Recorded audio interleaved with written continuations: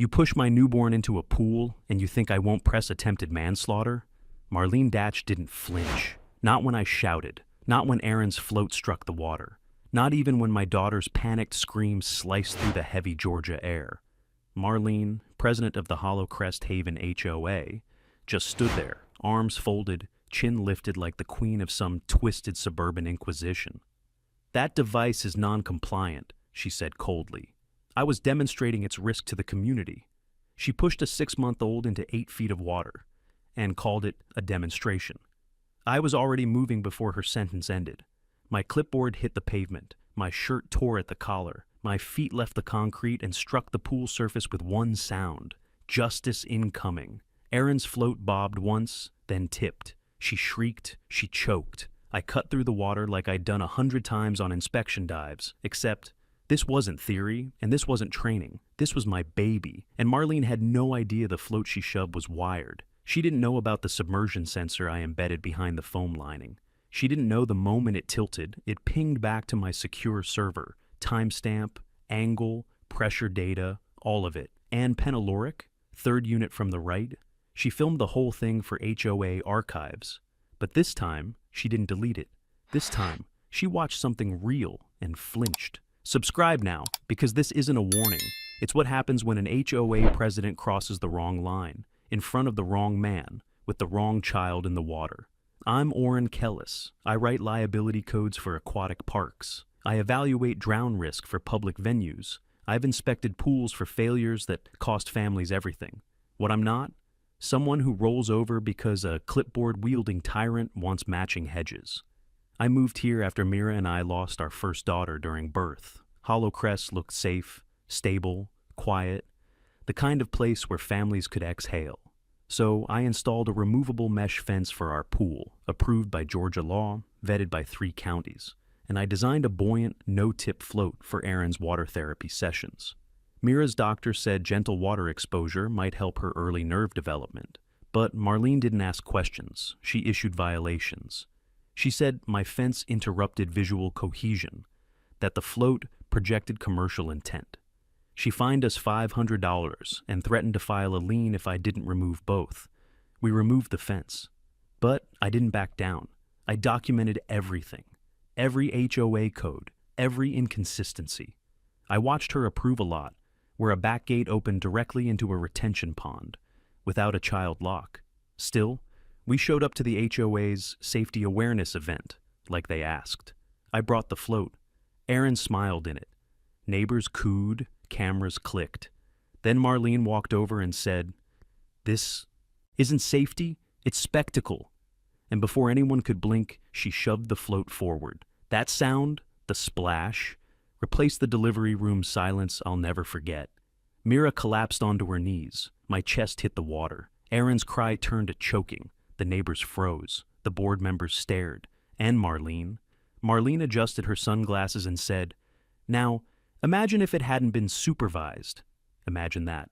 Imagine telling a father, me, that this was some sort of social experiment. The baby float was made to withstand waves, torsi, and sudden tipping, but it wasn't made to withstand ego, or a president who thought her position meant power over pain.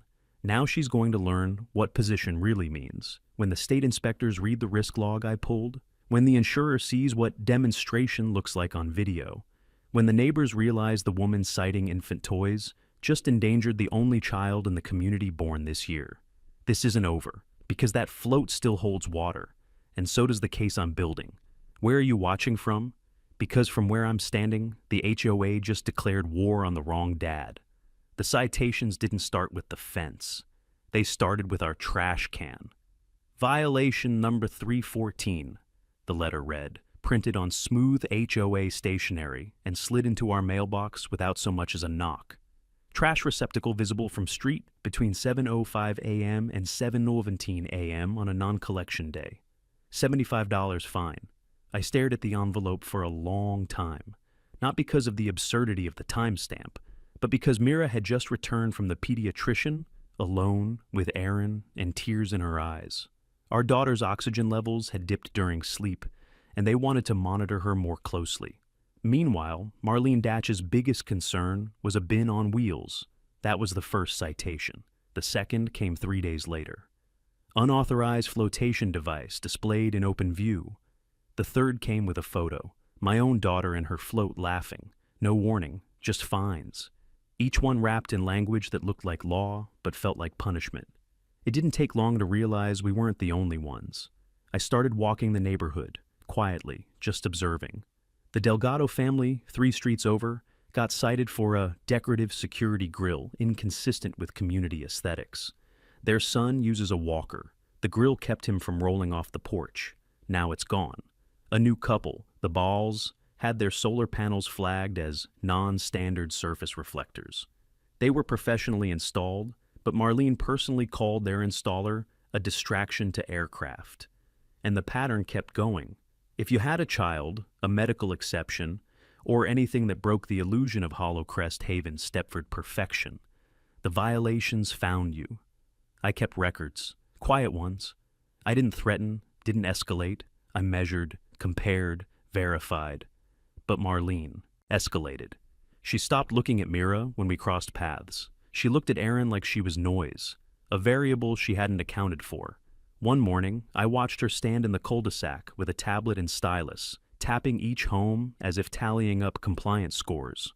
She glanced at my house, paused, then tapped 3 times. The next letter came with a board directive. Mr. and Mrs. Kellis, please refrain from displaying industrial-grade flotation or aquatic testing equipment in common areas or during HOA-sanctioned events. This includes safety devices, branded prototypes, or gear that may be interpreted as promotional in nature. It wasn't promotional. It was our child's therapy. The float wasn't for show. It was for movement, spine alignment, oxygen development, and they knew that. We submitted the documentation. They didn't care.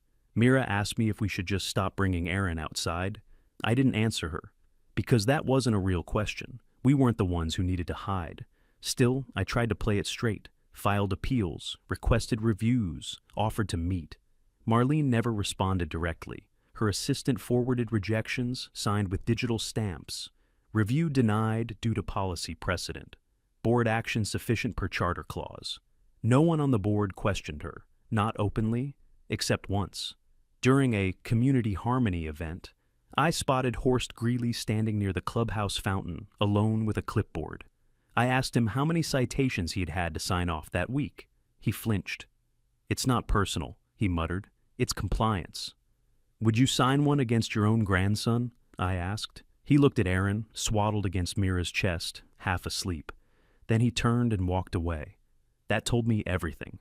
Horst didn't believe in what he was enforcing, but he wasn't going to stop her either. Not yet. But I could feel it shifting, slow, quiet, like the ripple before a storm.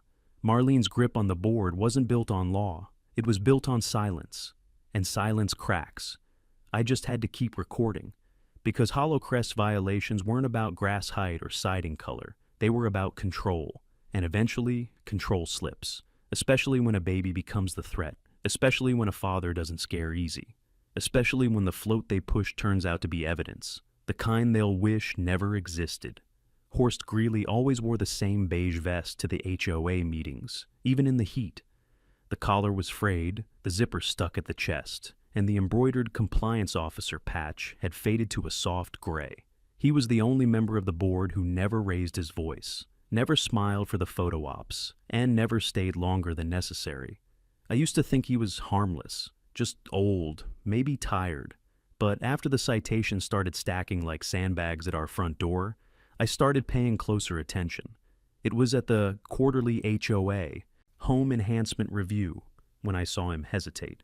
Marlene had just finished presenting a slideshow on visual inconsistencies. One of the photos on her slide showed our float, snapped from behind a shrub, angled to make it look like a tangle of cords and tubing. There was even a red arrow pointing to it, with the words "unauthorized device" in all caps. I saw Horst shift in his chair. Marlene said, "Some homeowners are using unregulated flotation systems, potentially putting children at risk and creating legal liability for our association." Her eyes never left mine, not once. But Horst looked down. He tapped his pen once, twice, then stopped. His jaw tightened. After the meeting, I followed him out, waited until we were clear of the others. He didn't look surprised when I stepped beside him. That photo was taken from my backyard, I said calmly. Between 6:30 and 6:45 a.m., no one had permission to enter. He kept walking, slower now. She shouldn't have used that picture, he muttered, but you didn't object. I didn't approve it either. I stopped. Horst, do you know what's in that float? It's not a toy. It's medical equipment. It's part of Aaron's therapy regimen, signed off by a pediatric neurologist. He nodded once, almost imperceptibly.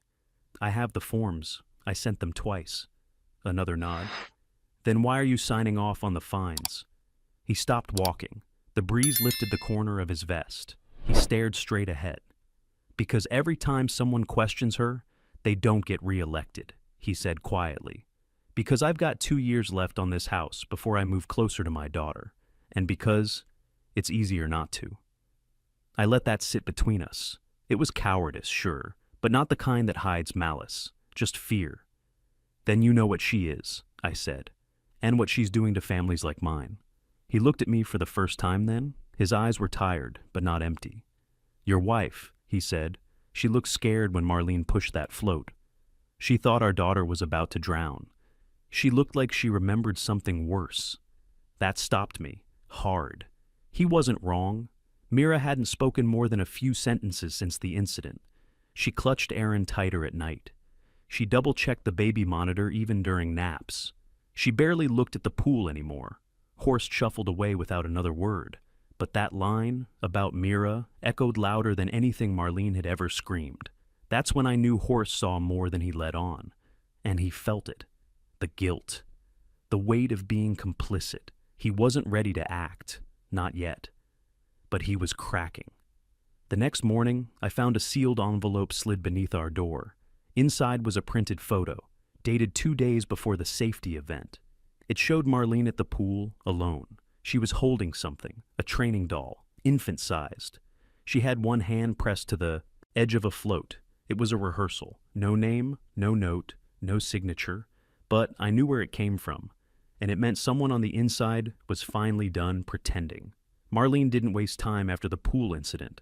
Within 48 hours, she sent out a community-wide memo titled Clarification Regarding Safety Demonstration Incident. The subject line alone made my fists clench.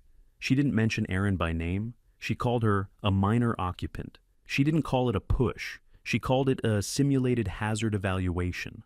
She claimed it was an exaggerated demonstration to illustrate potential dangers of unauthorized flotation prototypes during HOA events. She blamed the float. She blamed me.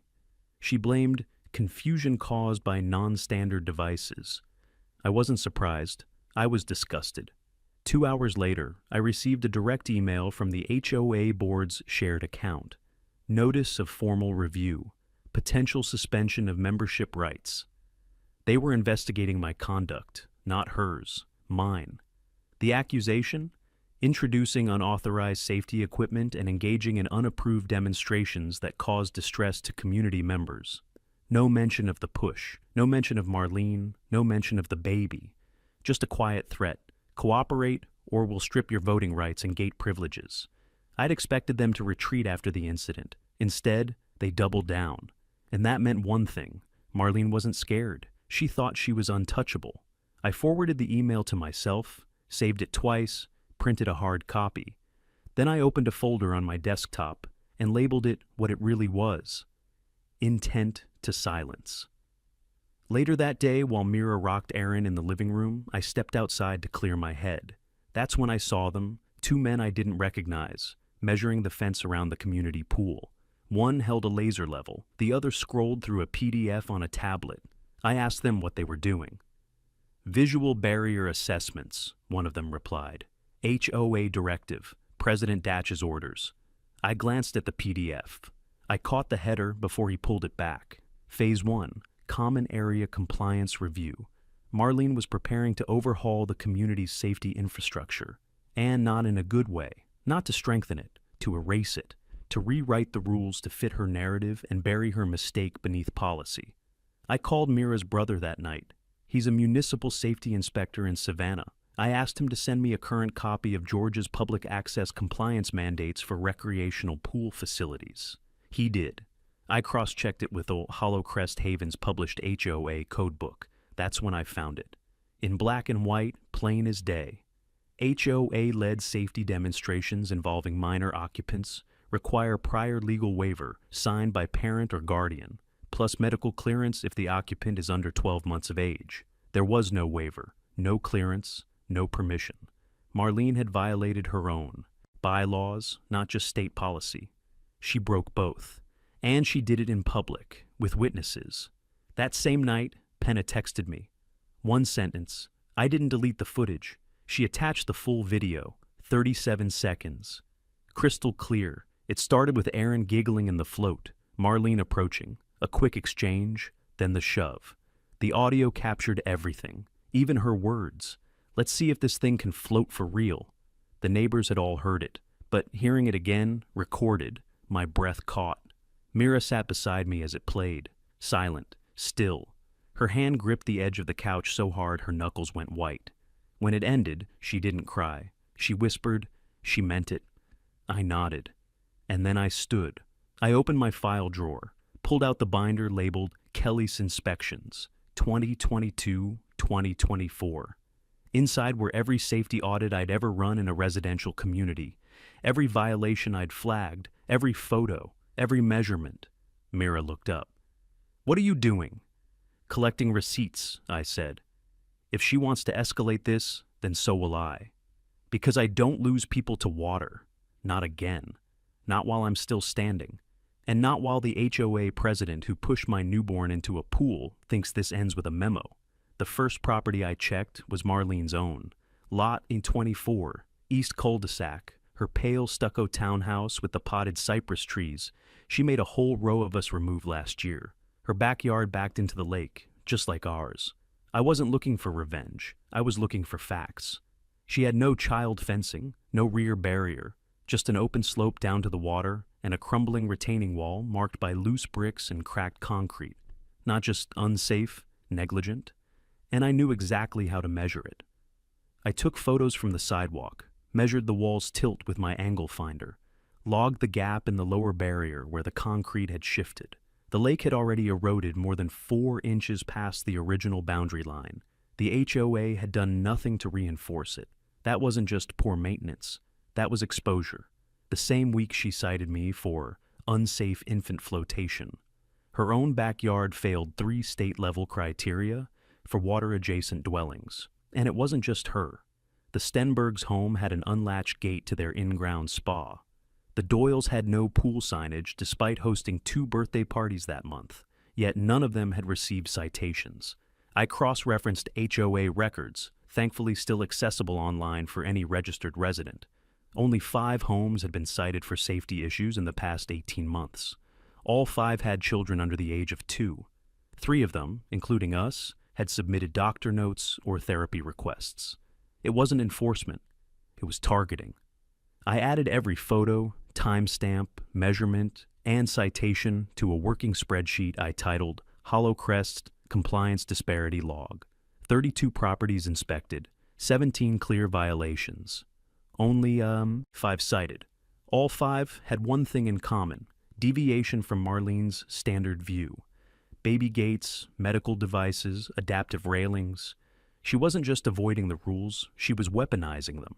I emailed Mira's brother again and asked him for a quiet favor. An informal review. Just a second pair of eyes to verify that I wasn't misreading the legal standards. He replied in 20 minutes.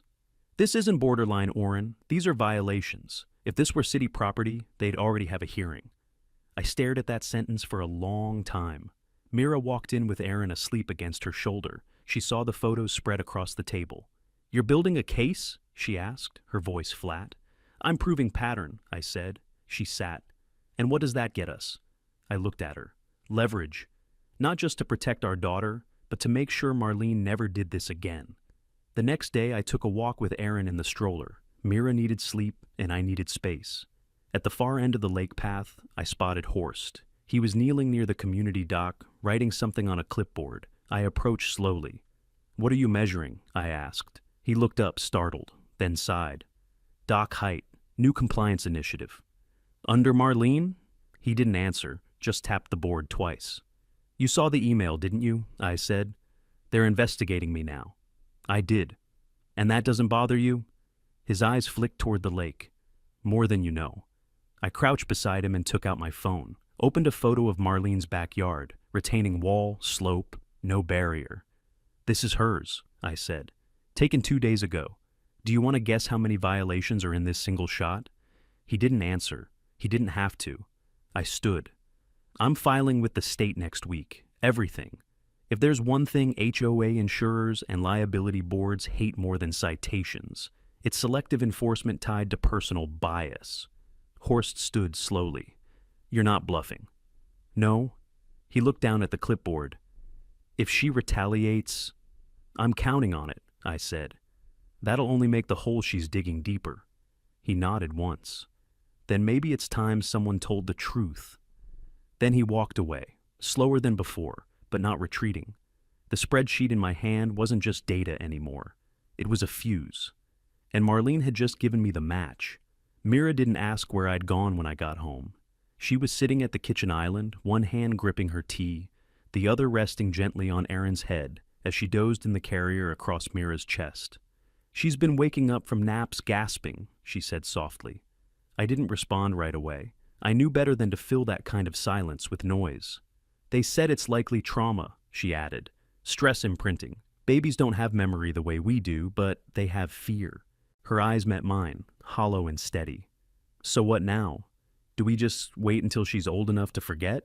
Or do we fix this? I pulled the folded photo from my pocket, the one of Marlene rehearsing her little safety demonstration with a training doll. I'm not waiting anymore, I said. I'm pulling every record, every inspection log, every contradiction. If they want this to be about rules, then I'll show them rules they've ignored for years. Mira exhaled like she'd been holding her breath since that day at the pool. She nodded once, the smallest crack of light in a wall of exhaustion. That night, I started the grid. A comprehensive HOA audit spreadsheet wasn't what most fathers made in the aftermath of trauma, but it was what I knew. I labeled tabs by issue: fence infractions, water barriers, inspection discrepancies, board-level exemptions, and unsighted hazards in occupied homes. I didn't stop until dawn. 26 pages of comparative documentation, 16 photos from public sidewalks, 3 board emails, 1 neighbor's anonymous video file, 2 insurance rider clauses that Marlene's citations directly violated, and 1 formal discrepancy summary tied directly to her lot. I knew how these systems worked. I'd spent years consulting on them. Insurance companies didn't care about neighborhood drama, but they cared about systemic liability, patterns, precedents. And what I was building wasn't a protest. It was a trigger. All I needed was a few more pieces. Proof that Horst wasn't the only one who had doubts. Something that showed Marlene had help, and that someone was ready to flip. I found it the next morning on the back porch. A thin envelope, hand-folded, no name. Inside was a copy of an unsigned waiver, the kind required for any HOA event involving children near water. It was blank, no witness initials, no timestamp. But the header read, Event Authorization, Pool Safety Demonstration, out at 6:04. The date of the incident. There were 3 lines for signatures, 1 for a parent or guardian, 1 for the HOA officer authorizing the event, 1 for the participating staff. All 3 blank. I knew what that meant. Whoever left this didn't just want me to know the waiver didn't exist. They wanted me to have the document itself. The paper trembled slightly in my hand, not from fear, from validation. I wasn't crazy. I wasn't overreacting. I wasn't just a father with a chip on his shoulder. They were covering for her. Or they had been. Until now. I scanned the document into my archive, labeled it Exhibit B.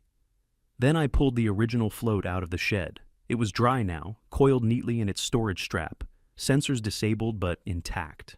I turned it over in my hands, ran my fingers along the pressure patch near the base. Erin had loved this thing. She used to giggle when the mesh sides crinkled in the sun. But now she whimpered when I brought it into the house. I packed it back away gently, like it was something sacred, because it was.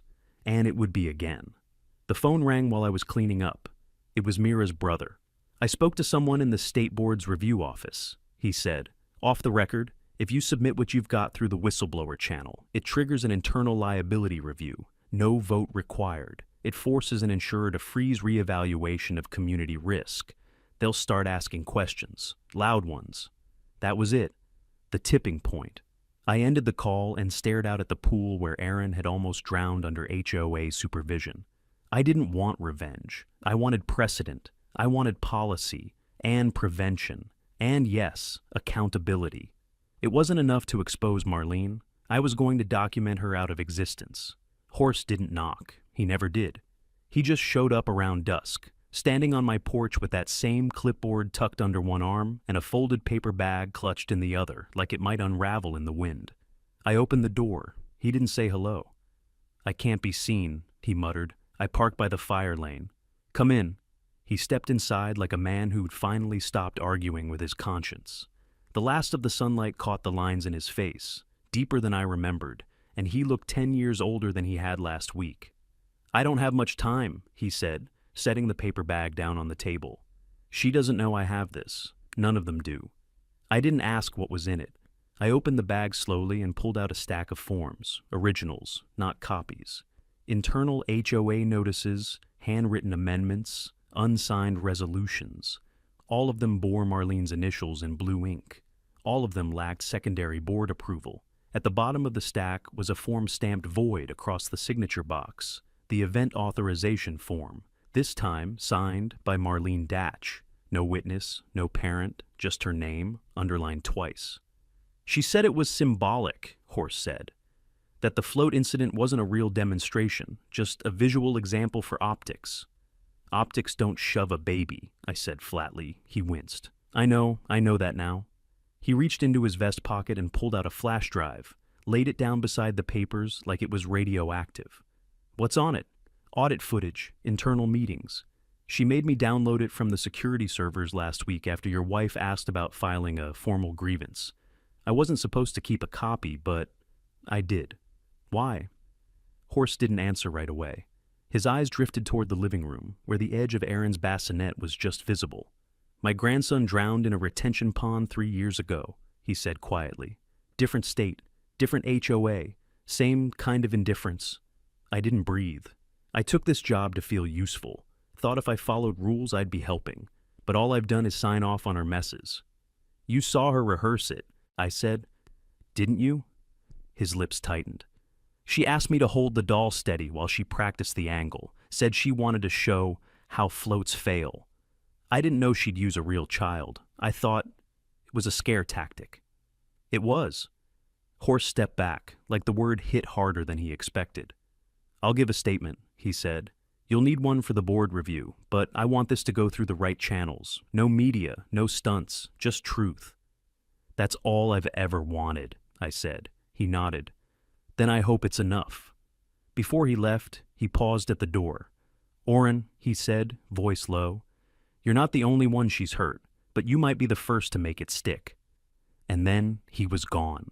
I didn't touch the flash drive for 10 minutes. I just stared at it, the weight of it, the absurd quiet of the room pressing in from all sides. When I finally plugged it in, I opened a folder labeled Internal Review Logs. The first clip was dated 4 days before the pool incident. Marlene speaking in the boardroom, calm and rehearsed. "If he won't remove that float, we show everyone why it doesn't belong. It's a distraction, a liability. If it tips, even a little, it proves the point. Parents get emotional. Let them. They don't write policy." That was the moment it shifted, not just for me, for every neighbor who'd been silenced, for every family who thought they were alone. I backed up the files 3 times, one on my drive, one on cloud, one on a secure USB. Then I opened a new folder, Exhibit C, Pre-Incident Intent. Because the moment Marlene rehearsed the danger, she stopped being negligent. She became deliberate, and now I had her on record. I didn't sleep that night. I sat at the kitchen table while Mira paced between the nursery and the hallway, checking on Aaron every 30 minutes. The house was quiet, but not peaceful, just suspended, like the space between lightning and thunder. I spread everything out, Horst documents, the unsigned waivers, the audit logs, the footage from Penna, and now the flash drive with Marlene's own words. The weight of it all didn't feel satisfying. It felt surgical, cold, necessary. I wasn't building a case to punish her. I was building one to take away her platform, her authority, her credibility with the only institutions that mattered: insurance underwriters, safety oversight boards, and the state's HOA compliance division. Those were the people who could crush her legally, quietly, efficiently. I didn't need headlines. I needed revocation.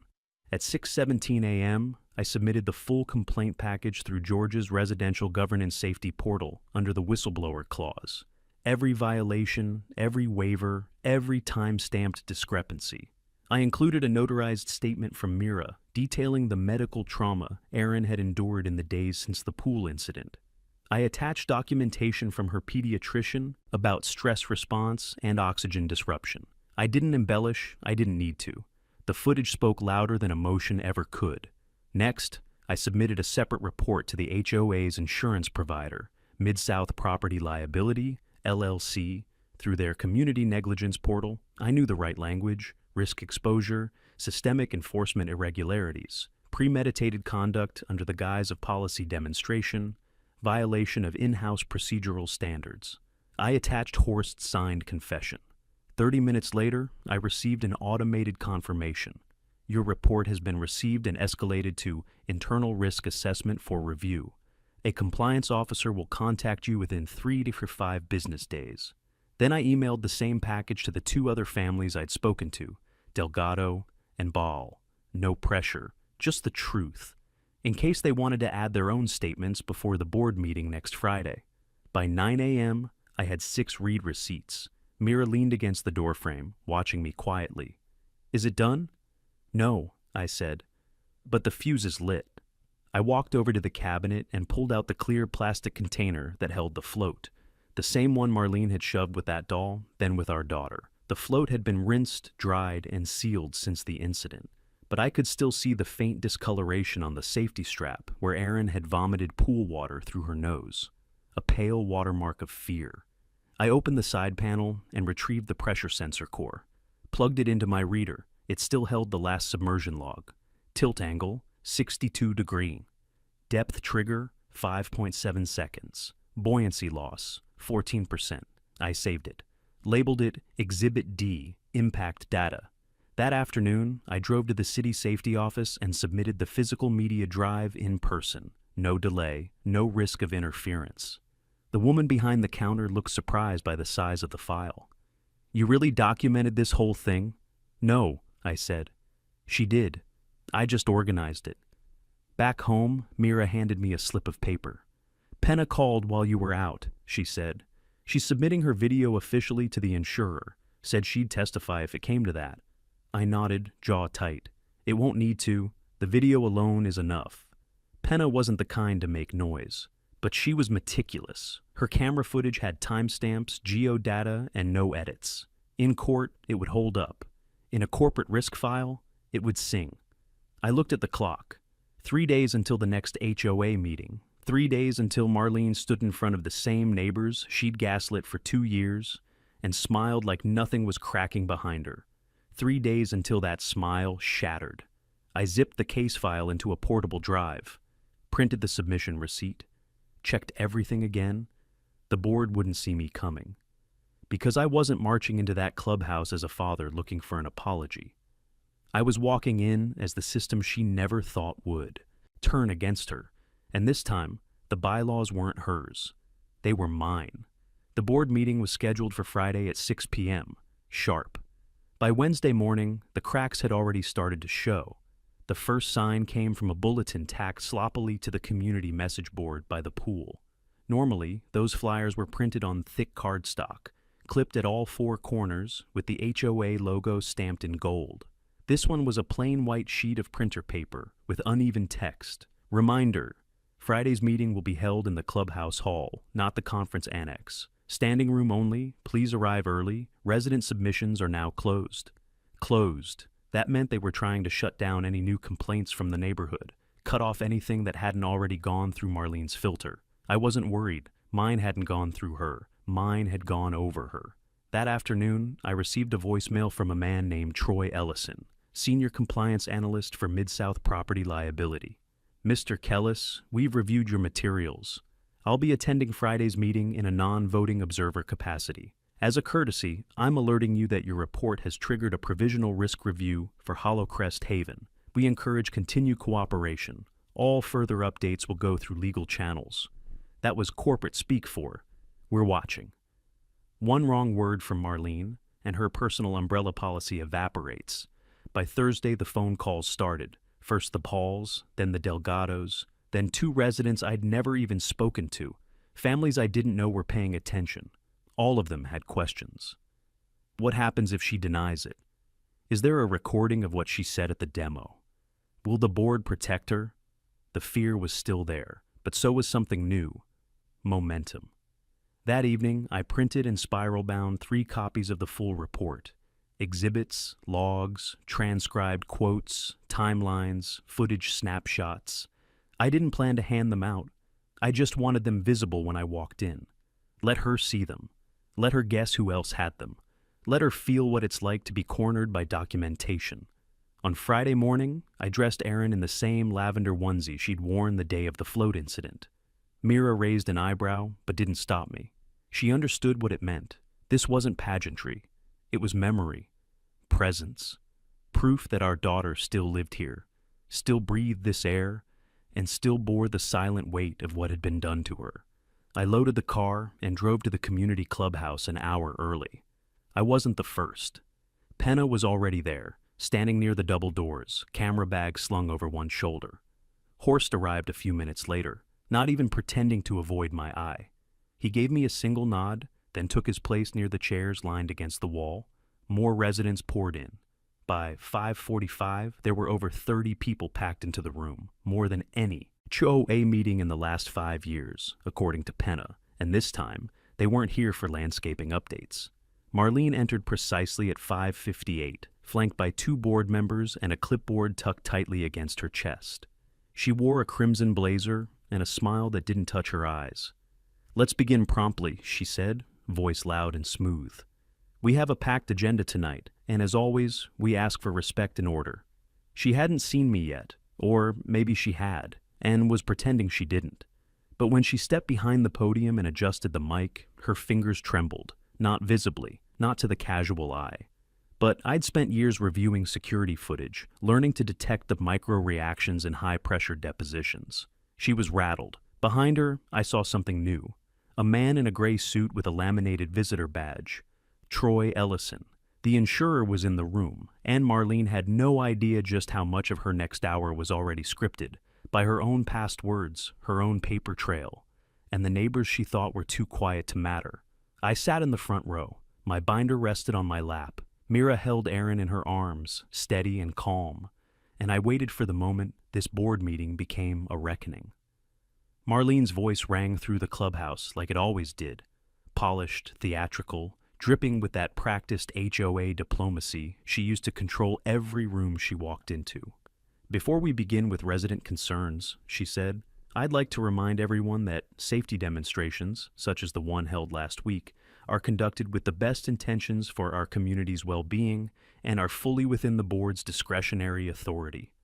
A few scattered nods. Most people just stayed quiet.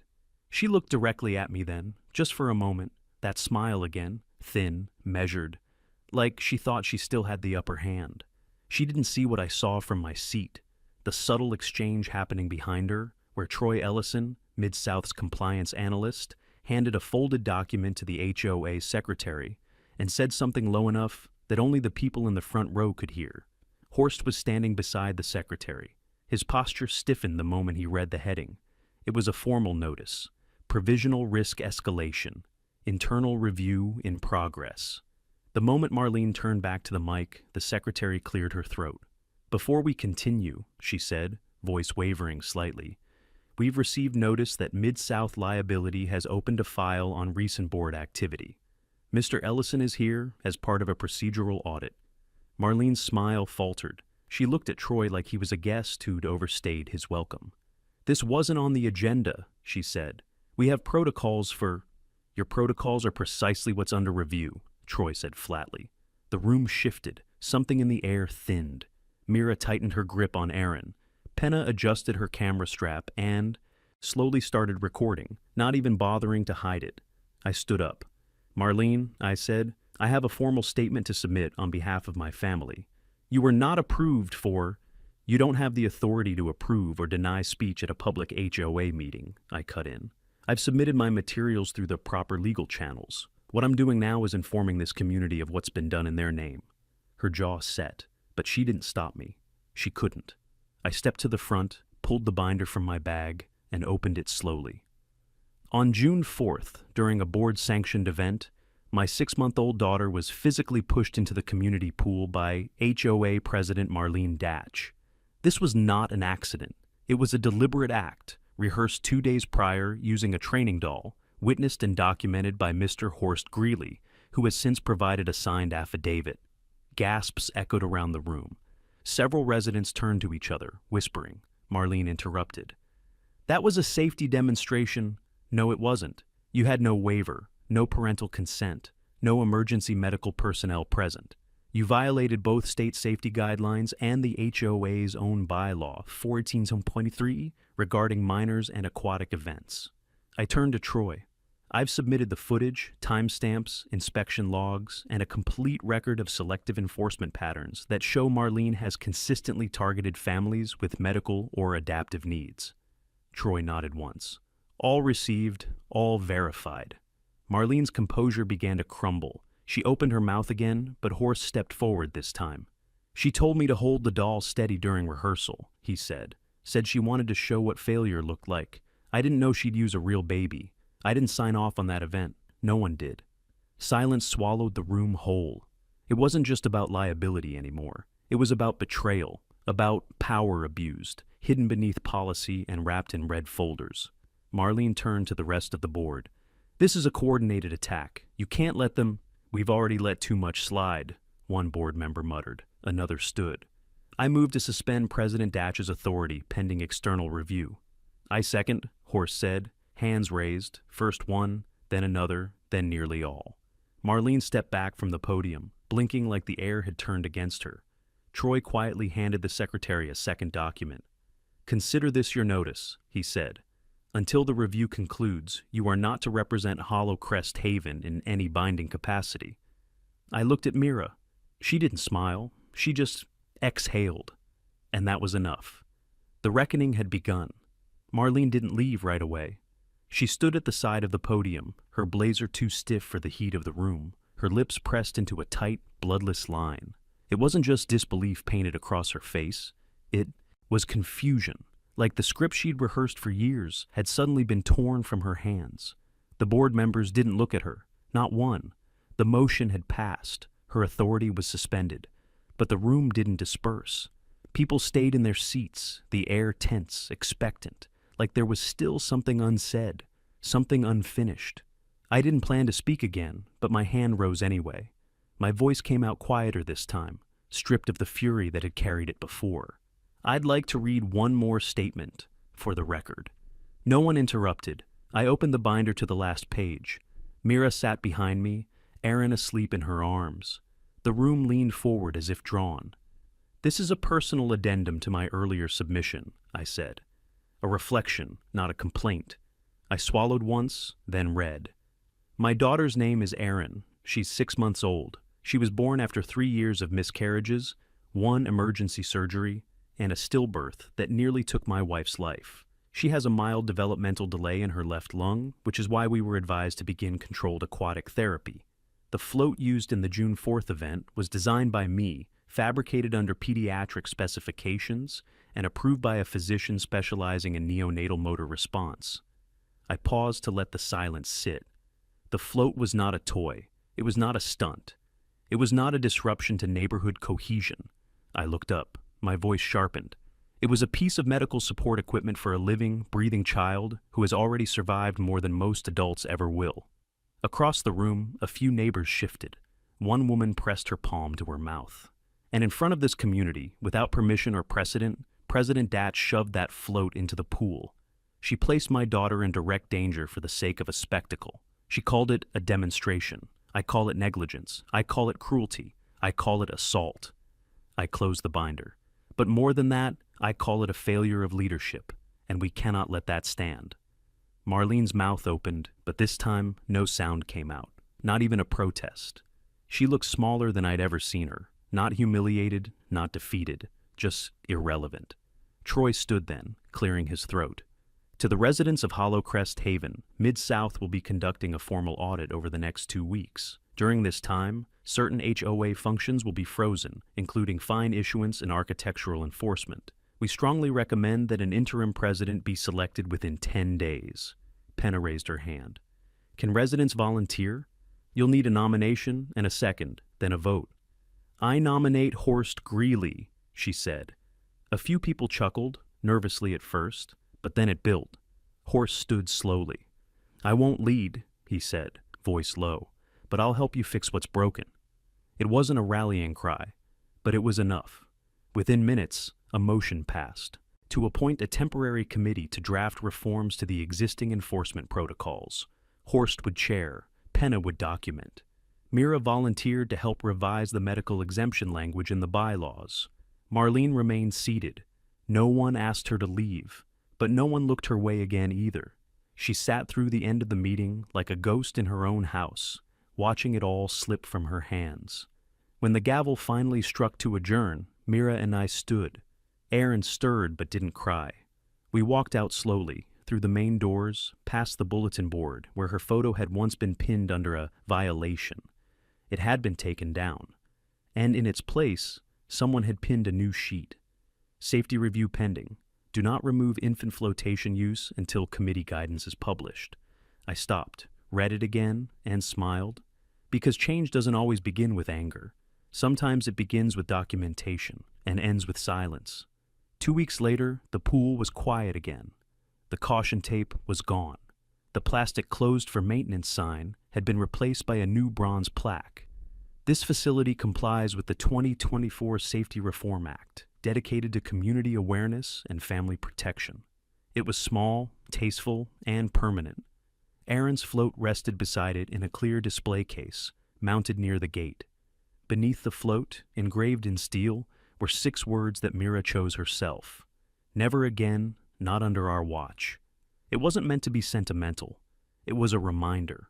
One this neighborhood couldn't escape no matter how many flowers they planted or fences they painted to forget what happened here. Horst had stepped down after the reforms passed, saying he was too old for politics. He wasn't wrong, but he'd left something behind: transparency. For the first time, every HOA policy, every violation, every vote was public record. No more hidden memos, no more closed sessions. If they wanted to find someone, it had to go through review and resident approval. The difference was immediate. Families who had stayed invisible started returning to community events. The Balls brought their son's therapy equipment to the playground without fear. The Delgados rebuilt their railing. Penna launched a community newsletter that tracked spending, budgets, and decisions, something Marlene had always claimed would invite unnecessary scrutiny. Scrutiny was exactly what had saved us. Marlene herself had vanished, not legally, just socially. Her house went up for sale within a week of her removal. The listing was sterile, spacious lakeside property, HOA-governed community. No mention of her name, no trace of her title. Rumor said she'd moved to her sister's place near Macon, somewhere without a board to run. The irony didn't escape anyone. One evening, as the sun dipped low over the water, I stood at the pool gate, holding Erin in my arms. The light glinted off the display case, reflecting her small face in the glass. She reached toward it, fingers pressing softly against the barrier between her and the object that had once nearly ended her life. She didn't remember, but I did. Every second, every splash, every breath Mira and I held that day when we thought we'd lost her. The float wasn't just a symbol now. It was evidence of what community accountability could look like when people finally decided fear wasn't worth their silence. Mira came up behind me and wrapped her arm around my waist. "You did it," she said. "No," I told her. "We did." She smiled, faint but real. "You think she'll ever face charges?" I shook my head.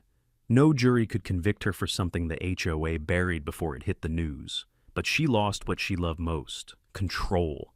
And that's worse than prison for people like her. The wind rustled across the water. Somewhere behind us, Penna's camera clicked. A photo for the next newsletter, no doubt. For once, I didn't mind being in it.